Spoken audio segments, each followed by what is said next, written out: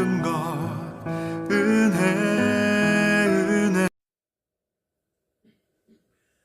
네, 오늘 우리가 같이 한번 다룰 주제는 단순함의 영성입니다. 영성의 사람들은 복잡하지가 않습니다. 아주 단순하죠. 그래서 우리의 생각과 우리의 삶이 복잡한 사람들은 이제 오늘 주시는 이 교훈에 따라서 단순함을 추구해야 될 것입니다. 그래서 오늘 주님께서 주시는 말씀 한번 같이 합독하고 말씀 나누겠습니다.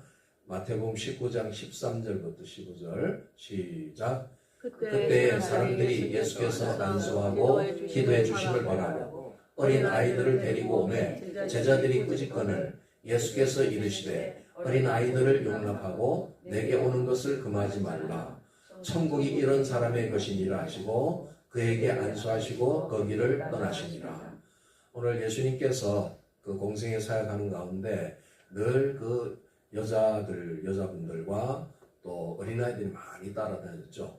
그래서 때로는 어린아이들이 많이 와기 때문에 그 사역을 또 이렇게 방해할 수도 있는데 예수님은 그런 마음이 전혀 없었습니다. 제자들은 이 아이들이 오는 것을 별로 안 좋아했죠. 그래서 꾸짖고 가까이 오지 못하게 했지만 예수님은 이 아이들을 다 용납하고 이들을 한 사람 한 사람 다 귀하게 여기고 안수했다, 이런 얘기가 나옵니다. 그러면서 교훈은 천국은 바로 이런 사람의 것이다. 이런 아이들의 것이다. 아이들의 심령과 같은 것이 바로 천국이다, 이렇게 말씀하죠. 한번 뒤에 이제 한번 넘겨보시겠습니다. 천국에 들어갈 수 있는 그 귀한 심령이 뭔가? 그것은 어린애 같은 심령이다. 그 어린애 같은 심령에는 뭘 주님 말씀하실까? 어린애들의 그 단순하면서도 절대 의존적인 거. 애들은 그 부모님의 절대 의존되어 있죠. 어른에 의존되어 있죠. 그런 순수한 심령을 말하는 거예요. 그래서 하나님에 대해서 절대 의존하는 거. 하나님 뭐라 말씀하면 아멘이죠. 의심하고 회의하고 그런 것이 없어요.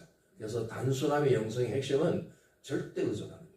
하나님하고 살아가는 그 과정에서 언제나 하나님과의 갈등이 없는, 정말 주님이 뭐라고 인도하시든 무엇을 말씀하시든 그대로 따르는 그 절대 의존성, 그걸 말합니다. 그래서 이러한 순수한 마음밭, 단순한 마음밭에 주님의 임재가 임하는 것이에요. 그래서 우리도 우리의 심령을 늘 이런 어린애 같은 그 단순한 심령, 절대 의존적인 심령을 가꾸고 있으면 늘 주님이 임재해 주시는 겁니다. 그래서 우리가 찬양한 것처럼 찬양을 많이 하는 것도 임재하는 방법이지만 우리 심령이 늘 이런 깨끗하고 단순한 심령을 갖고 있을 때 주님은 우리를 지배하러 오시는 거예요. 그래서 그런 사람들이 모여있는 공동체는 주님의 임재가 아주 충분한 것입니다. 그래서 우리 안에 어떤 우리의 사견, 우리의 어떤 생각, 잡생각 이런 것이 없어야 돼요. 주님 믿는 사람들은 주님에만 오직 의존하는 그 마음, 그것이 바로 단순함의 영성이라는 것입니다. 뒤에 넘겨보시겠습니다. 누가복음 10장 21절 같이 읽습니다. 시작. 그때 예수께서 성령으로 기뻐하시며 이르시되 천지의 주제이신 아버지여 이것을 지혜롭고 슬기 있는 자들에게는 숨기시고 어린아이들에게는 나타내심을 감사나이다. 옳소이다. 이렇게 된 것이 아버지의 뜻입니다. 오늘 이 어른과 아이를 대조하고 있죠. 사실은 어른보다 어린아이들에게 하나님의 나타나심이 더 강력하다. 하나님의 계시가 더 강하다는 거죠. 그래서 어린아이들은 사실 뭐 여러 가지 복잡한 생각을 안 하지만 그 단순함 속에 하나님의 계시도 경험하게 된다는 거예요. 그런 단순한 심령. 우리가 너무 이제 나이가 많고 우리는 늙었다는 노인의식이 있을 때 이걸 버려야 됩니다. 우리는 하나님 앞에 언제나 어린애예요. 여러분 나이 많고 이거 나이 수 이런 거 신경 쓰지 마세요. 신앙생활은 그런 거 상관없어요. 우리 하나님은 나이가 아주 많으신 하나님이십니다. 어마어마한 나이가 많으세요. 그 앞에 우리는 늘 천진난만한 어린이라고. 그런 단순한 심령을 주 앞에 나갈 때 그 기뻐하시는 거야. 내 몸이 이렇게 지금 온전지 못하고 이렇게 노화되어 있는데 주님이 받으실까? 그렇지 않습니다. 주님은 우리의 그런 단순한 심령을 받으시는 거예요.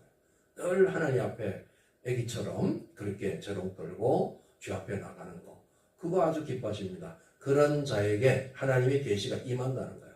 오늘 이것을 아주 마음에 깊이 새기셔야 됩니다. 여러분이 언젠가 모르게 그런 노인의식이 있다면 오늘 아주 당장 십자가에 못 박고 나는 어린애야, 매일 어린애라고 그렇게 주장하세요. 예, 인도의 성자라고 하는 저 선다싱이 아주 많은 영적 교훈을 남기셨는데 이제 어디로 가셨는지 행방불명이 됐지만 하여튼 위대한 이 영성가입니다. 이분이 하신 말씀이 한번 같이 읽겠습니다. 사람의 마음은 하나님의 보좌이다. 그 하나님의 보좌가 어디 있느냐? 사람의 마음속에 있다는 거예요. 우리의 심령이 단순한 심령이 된다면 거기에 하나님이 거하십니다. 그래서 하나님의 그게 보좌라는 거예요. 그 보좌가 되는 우리 마음속에 주님은 진리로 충만하시고 계시가 임하는 거예요. 그래서 우리가 나는 왜 이렇게 깨달음이 없지? 나는 왜 이렇게 둔하지? 그 심령부터 단순하게 만들어야 돼요. 어린애 같은 그런 천진난만한 단순한 마음을 가지고 주 앞에 나가면 계시가 막 쏟아지는 거예요. 왜냐하면 거기에 하나님의 보좌가 임하는 것이죠. 그래서 선다싱은 이런 면에서 깊은 영적인 그 교훈을 스스로 체험했고 그걸 전하고 싶었던 겁니다. 우리의 심령이 단순한 그런 절대전적인 그런 어린이 같은 심령으로 갖고 있다면 하나님 그것의 보좌로 임하시고 많은 진리와 계시를 알려주실 것입니다. 자, 넘겨보세요. 에베소서 2장 5절부터 6절 읽습니다. 시작. 허물로 죽은 우리를 그리스도와 함께 살리셨고 너희는 은혜로 구원을 받은 것이라. 또 함께 일으키사 그리스도 예수 안에서 함께 하늘에 앉히시니. 우리는 과거에 죄와 허물로 죽은 자들입니다. 그 말은 영이 죽었다는 거예요. 영이 하나님을 만날 수가 없었어요. 하나님을 인식할 수도 없고 그런 우리 죽은 자를 이제 그리스도께서 살려내셨다. 그래서 우리는 은혜로 구원받은 자들이죠. 우리가 구원을 받았다는 것은 죄로부터 구원을 받았지만 우리 영이 살아났다는 거예요. 이제 영은 살아서 하나님을 이제 알게 되고 교제하고 그런 영적 삶을 사는 겁니다. 그랬을 때 우리의 영은 이제 그리스도 예수 안에서 함께 하늘에 앉히셨다. 우리가 입신을 통해서 하늘 보좌에도 영이 갈 수가 있어요. 우리가 완전히 이렇게 몸을 가지고 가는 것은 지금은 쉽지 않죠. 이제 앞으로 휴거가 되면 우리는 변화되어서 이제 주님 만나서 천국에 갈 수 있어요. 그러나 지금 우리는 영으로서 하늘에 앉혀 있다는 이 사실을 기억하셔야 됩니다. 여러분의 영이 어디 갔는가? 여러분의 영은 여러분과 함께 있지만 수시로 하늘의 보좌도 갈 수가 있어요. 이걸 이제 믿음으로 가는 겁니다. 여러분이 그래서 영으로 주님을 대면하고 할 때 그 영이 하늘 보좌에도 갈 수가 있어요. 이미 약속을 했죠. 이 말씀대로 우리가 그리스도 예수 안에 있다면 함께 예수님과 함께 하늘에 앉힐 수 있다. 그래서 구원받은 우리의 영은 바로 하늘 보좌에도 갈 수 있지만 또 우리가 하나님의 보좌가 되어서 이 땅에서 그 보좌를 누리는 삶이 되는 거예요. 하나님 어디에 거하겠습니까? 하나님 영이시기 때문에 영인 우리 안에 거하는 거예요. 그래서 우리를 성전 삼으셨고 이제 우리는 육체가 있지만 몸된 성전이라고 그러잖아요. 이런 사실을 놓치면 여러분은 굉장히 헤매게 됩니다. 나의 존재가 누군가를 모르고 있다면 그것은 굉장히 허탄한 신앙생활 할 수 있어요.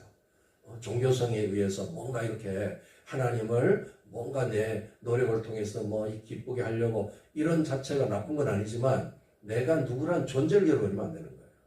나는 하나님의 보좌가 되어서 이제 내 안에 주님이 영광으로 임재할 수 있는 하나님이 나와 함께 해주시는 하나님의 보좌가 되었다는 거예요. 이 보좌, 오늘도 보좌를 누리고 사셨습니까? 그냥 열심히 뭔가 살았는데 보좌는 어디 가버리고 이렇게 살았다면 그건 너무 허술한 생활이에요. 많은 그리스도인들이 자기의 이 정체성을 잃어버렸습니다. 내가 누군지를 몰라요. 그래서 엉뚱하게 살아. 세상의 종교인처럼 그렇게 살면 안 됩니다. 우리는 하나님의 몸된 성전이에요. 내가 성전을 잘 가꾸고 단순한 영성으로 늘 주님이 임재할 수 있는 준비를 갖추면 주님은 그곳에 임재하셔서 많은 계시적인 음성을 들려주십니다. 오늘 이 밤에도 그런 밤이 되길 축복합니다. 이제 넘겨보세요. 선다싱은 이런 기도를 했습니다. 놀라운 기도죠. 한번 같이 읽겠습니다. 기도하는 심령으로 시작. 주님 발 앞에 엎드리는 것은 이 세상의 가장 높은 자리에 앉는 것보다 더 낫습니다. 이것은 영원한 하늘나라의 무궁한 보좌에 앉는 것이기 때문입니다. 그래서 지금 이 신성한 발 아래에 제단에 내 천한 몸을 번제로 드립니다. 이게 얼마나 위대한 이 기도 고백인지 몰라요. 세상에는 세상의 어떤 왕자, 왕이 앉는 자리, 왕자, 그걸 노려서 쏟는 전쟁이 일어나고 또 그 자리를 차지하려고 음모와 많은 이런 정말 이제 시련의 삶을 사는 이 역사가 있었죠. 그 자리에 앉아보려고. 그러나 우리는 그럴 필요가 없다는 거예요. 내가 가장 위대한 자리라는 것은 주님 발 앞에 엎드리는 거예요. 위대한 왕이신 그 앞에 엎드리는 거, 이거는 세상의 어떤 높은 자리보다 더 나은 자리다. 이걸 아셔야 됩니다. 오늘 우리가 이 밤에 가서 푹 쉴 수도 있지만 주님의 존전에 나와서 주님 발 앞에 엎드려 있는 거예요. 이걸 하나님이 너무 귀하게 여기는데 이것은 가장 최고의 자리에 앉아 있는 거예요, 지금. 그런 확신을 가지세요. 그래서 뿌듯하게 세상의 왕이 돼보세요. 왕자 앉아가 폼 잡고 그러잖아요. 그런데 여러분은 그 이상 가장 높은 자리에 앉아 있는 거예요. 주님의 발 앞에 앉아 있는 거, 엎드려 있는 거.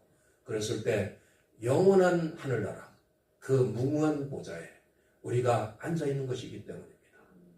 이걸 놓치면 안 돼요.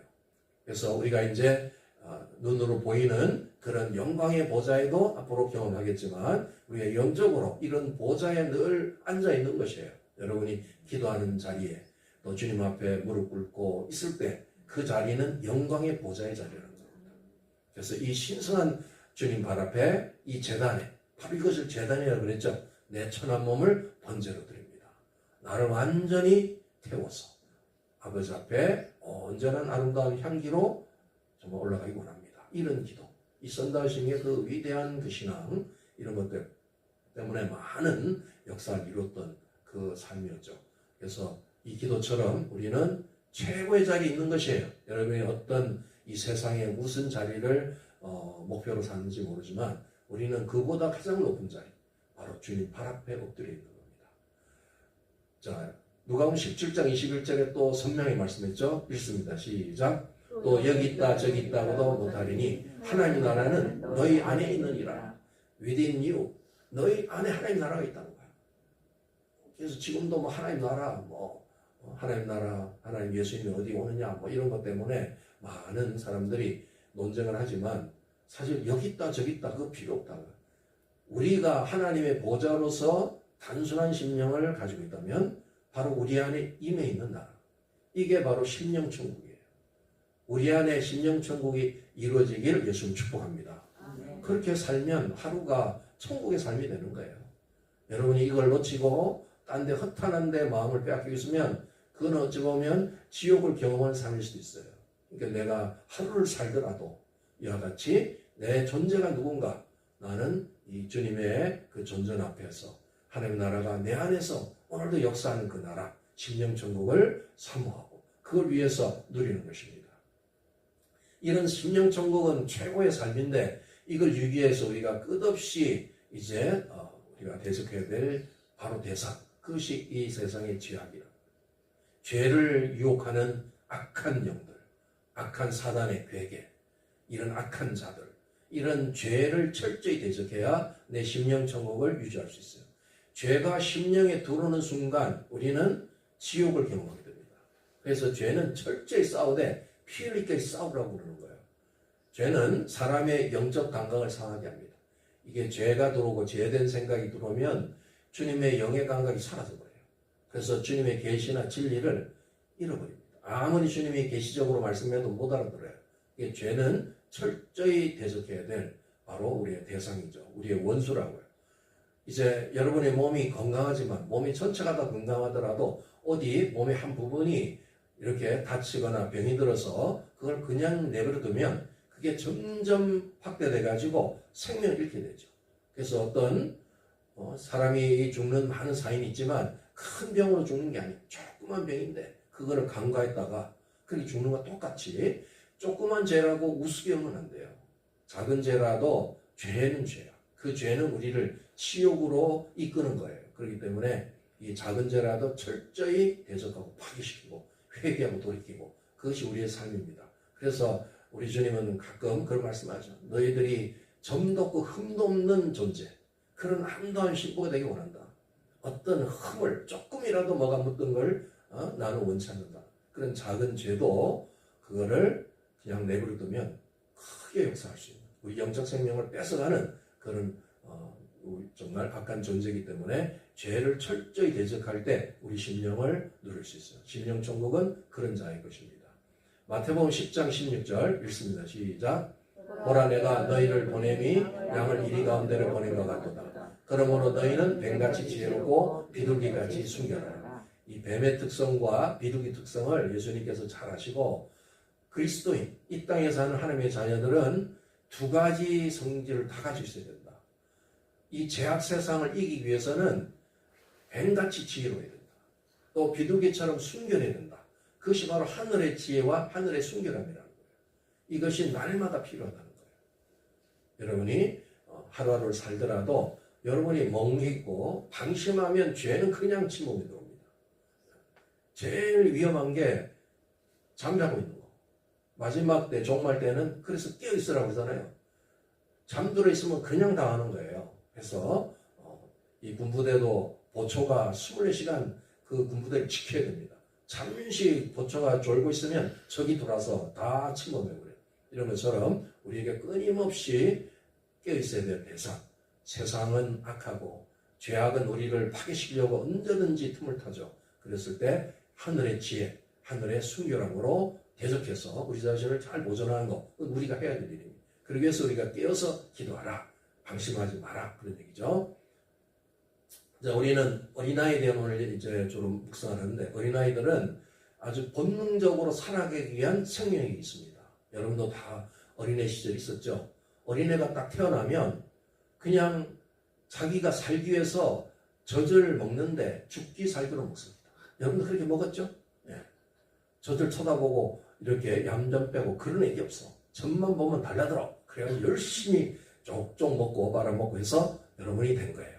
그런 영적 생명력이 우리에게 필요합니다. 어린이의 단순함이라는 것은 그냥 가만히 있는 게 아니에요. 영적으로 생명력이 충만한 걸 말하는 거예요. 그래서 때로는 이 환경, 고난의 연단을 통해서, 때로는 이 기도의 호흡을 통해서 영적 생명이 강력해지는 겁니다. 그래서 우리가 영적으로 영역이 있나 없나, 그것은 어린아이의 이런 생명력을 항상 연상해야 돼. 내가 어릴 때 어떻게 살았나? 나는 이제 죽기살기로 살았구나. 엄마 젖을 사모하면서 그렇게 먹고 호흡했구나. 먹고 운동하고 호흡하고, 그래야 애들이 자라는 것처럼 영적인 아이의 특성은 바로 이런 생명력이 있는 거예요. 여러분, 그런 생명 오늘도 역사하셨습니까? 하나님을 향해서 그런 열정이 있어야 돼요. 늙으면 안 되는 거야. 갈수록 어린애가 되고 그 생명력으로 더 무장해야 되는 거예요. 그럴 때 주님이 주시는 그 능력으로 우리는 살아갈 수가 있어요. 스가랴 12장 10절 읽습니다. 시작. 내가 다윗의 집과 예루살렘 주민에게 은총과 강구하는 심령을 부어주리니 그들이 그 찌른바 그를 바라보고 그를 위하여 애통하기를 독자를 위하여 애통하듯 하며 그를 위하여 통곡하기를 장자를 위하여 통곡하듯 하리로다. 여기 아주 핵심적인 것은 하나님께서 그의 하나님의 백성들에게 강구하는 심령을 줬다는 거예요. 강구하는 심령. 이 강구하는 심령이 있을 때 내가 뜨겁게 주님 앞에 나가서 기도할 수가 있어요. 기도도 어떤 데는 우리 의지도 필요하지만 주님이 그 강구하려는 그 목마른 심령, 그런 거를 주셔야 되는 거예요. 그래서 우리가 주님 앞에 이런 것을 이제 구해야 되는 겁니다. 우리가 기도할 수 있는 그 힘, 그런 능력, 심령은 주님이 또 주셔야 돼요. 그래서 그것도 은혜예요. 기도가 더 깊어지고 기도의 삶이 지속되는 그 모든 원리는 이와 같은 주님이 공급해주는 그 심령, 그 심령을 우리가 받으면 단순함을 통해서 하나님을 의지하게 되고 하나님 앞에 더 가까이 나가게 되죠. 이런 심령을 오늘도 구하고 그 심령이 우리에게 임하도록 기도해야 될 것입니다.